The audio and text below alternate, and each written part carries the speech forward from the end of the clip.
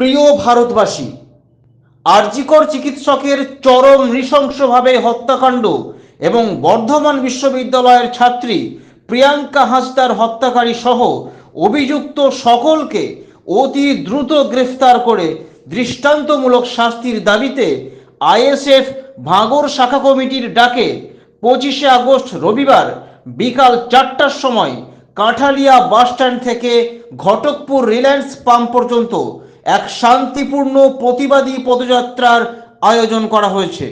উক্ত পদযাত্রায় উপস্থিত থাকবেন ইন্ডিয়ান সেকুলার ফ্রন্টের চেয়ারম্যান তথা ভাঙড় বিধায়ক পীরজাদা নওশাদ সিদ্দিকী মহাশয়।